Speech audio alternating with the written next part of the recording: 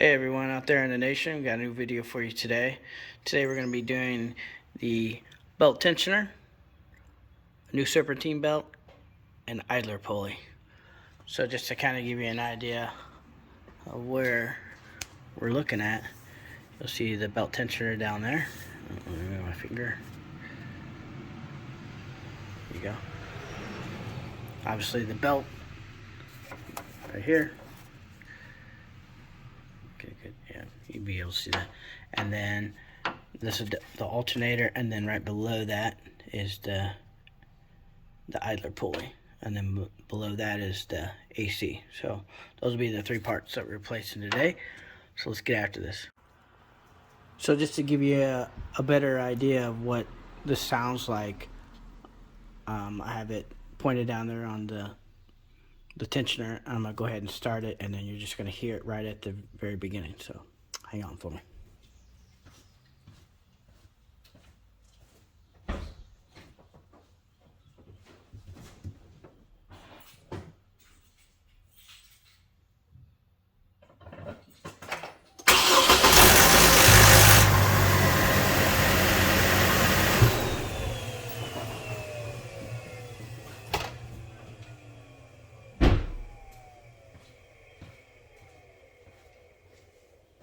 So that horrible sound is one of the things we're going to be replacing.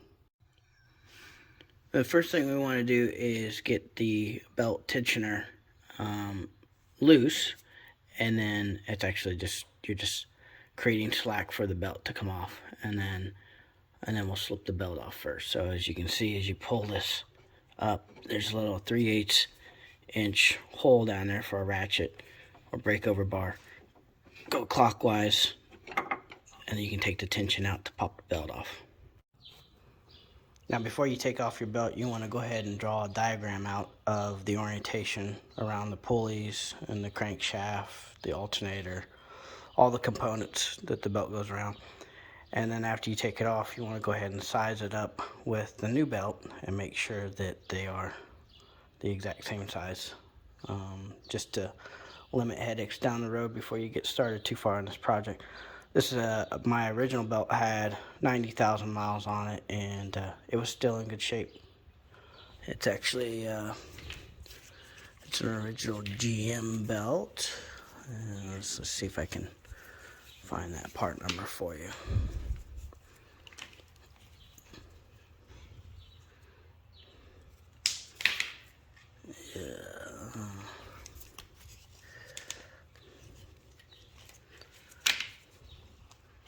Anyways, I can't find it, but I'm replacing it with a Gates belt. So still good quality belt, not AC Delco or GM factory, but still good belt.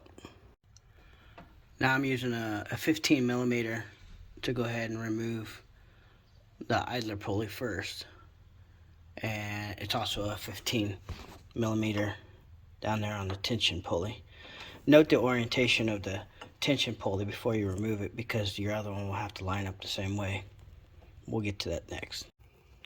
Now when you remove the idler pulley, you have this bolt that's going in it, and it's actually pressed in the side with a little bit of a it's almost like it seems like a plastic coupler, just to keep the tension of this housing and the bolt when it all sucks up.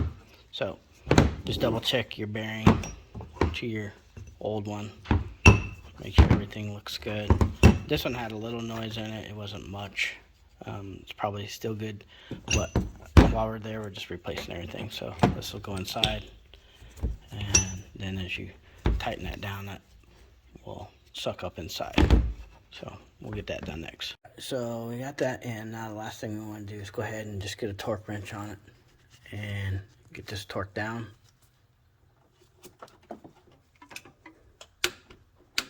I like to just pop it twice just to make sure it's torqued. You can go ahead and look up the torque specs online, and then you'll know what to hit it at. But roughly, I think it's around 37 foot-pounds. Not 100% sure, but I think so.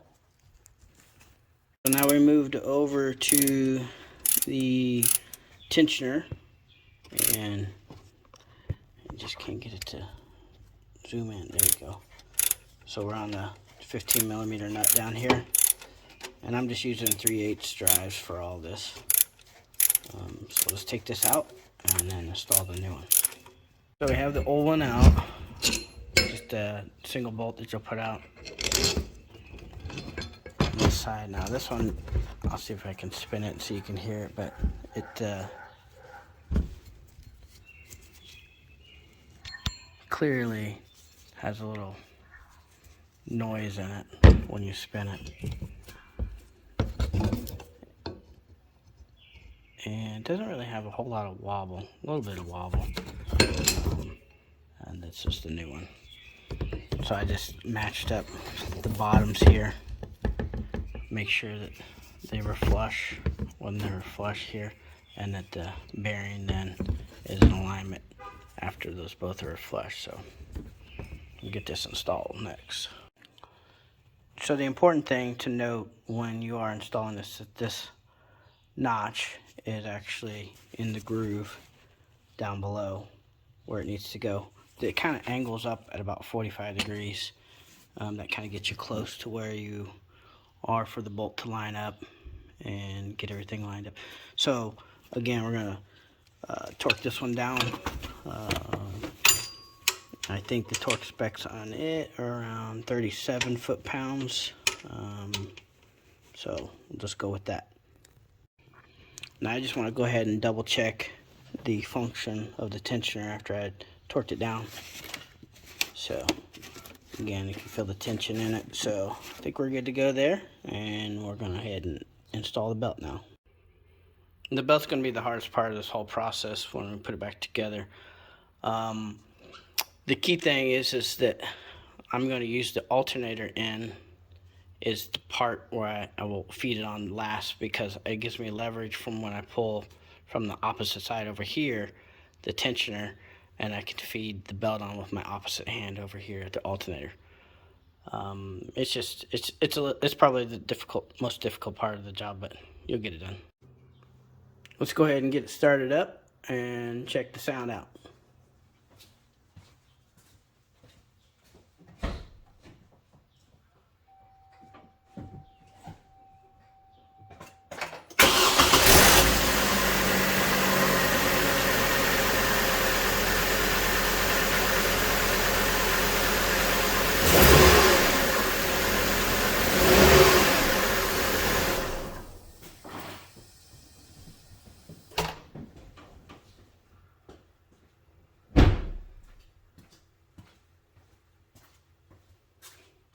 So that's definitely way better. I wanted to go ahead and get you the part numbers for each of these products. See, these are all Gates products. So the tensioner, part number 38178. The idler pulley, 36301. And the belt, K060916A. And I did come up with the belt, the GM belt number. So it looks like it's 1611636, or the last one's a 0. It's hard to make out.